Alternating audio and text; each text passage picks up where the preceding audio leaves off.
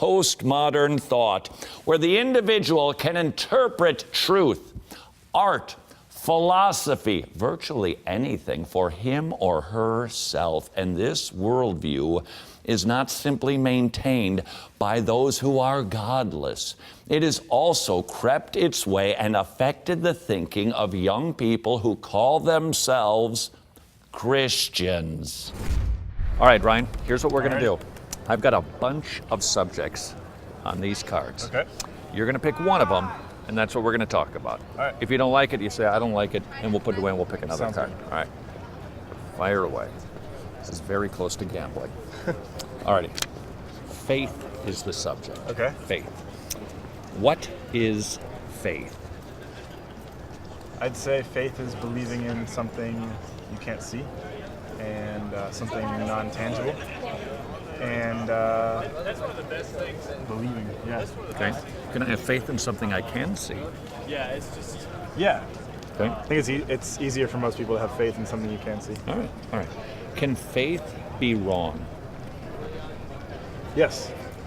I think it can be, and in some circumstances it is wrong. So some people's faiths are just plain wrong?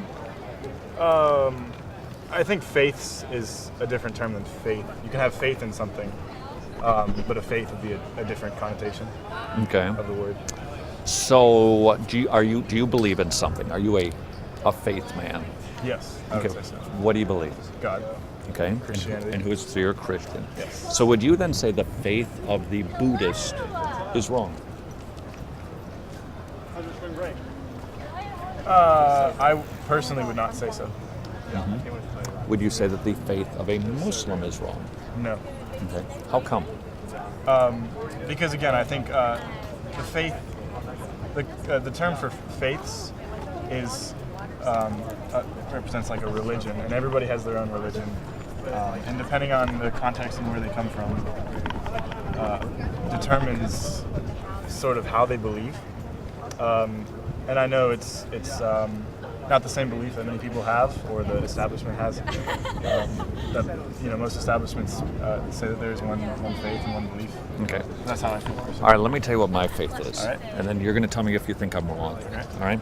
My faith says that if right before I die, I say Hershey's Kisses 16 times, I'm going to spend eternity in Pennsylvania at the Hershey Chocolate Factory, indulging in chocolate to my heart's content without ever feeling sick to my stomach. Okay. Forever. Is my faith wrong? No, I would not say so. Why not? Because I would have to understand the context and your background and why you believe that before I would make judgments on whether it's wrong. I've got a sweet tooth, and I've lived in America my whole life.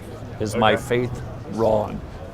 I'm not going to call anybody's faith wrong. Why not? I don't feel in that position. I don't feel educated enough or knowledgeable enough or wise enough to make judgments. So do you believe that your faith is correct? I do. So then, by logical conclusion, that would mean people who don't believe what you believe are wrong. I don't think so. I think there can be multiple rights. Multiple rights.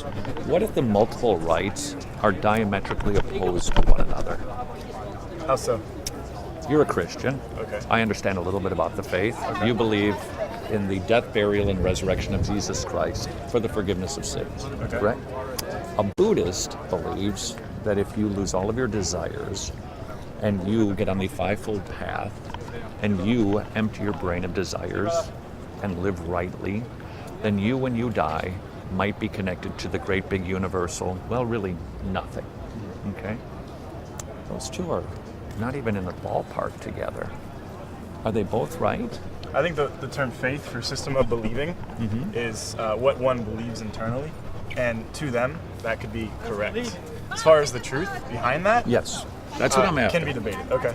Okay, so do you believe that their truth is actually false? Yes. Okay. All right. So it's not the intensity of my faith that makes my belief correct. Would it not be the object of my faith that determines if I'm right or wrong? Right or wrong in what sense? As in correct or not? Actual, true. I think you can argue that, yeah. Okay. So it's what's more important when it comes to faith is what I believe in, not whether or not I believe in whatever I make up. Yeah. Okay. Now, let's say I'm not a Christian, Ryan, and I want to give you complete permission to say anything you want to say to me, okay? Persuade me to believe in the same faith that you have. Can you do that? I mean, I'd have to know a little bit more about your situation and who you are and where you're coming from. Okay. But if I were forced to persuade you, I would ask you to live a life loving others above all. Okay. And what if I don't want to? That's your choice. Okay. So is that why you're a Christian? Is what the... I'm asking you to Yeah. persuade me to become a Christian. Okay. Okay. Why should I become a Christian? I don't think you should become a Christian. How come? Because I think you are entitled to believe what you want to believe. And that is not uncommon.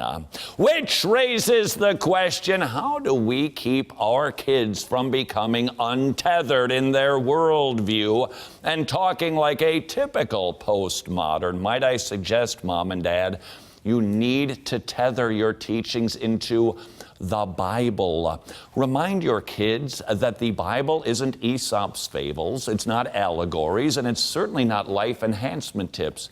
It is the story of human redemption, which means there is only one creator, and there is only one judge, and there is one redeemer, and every other system is false.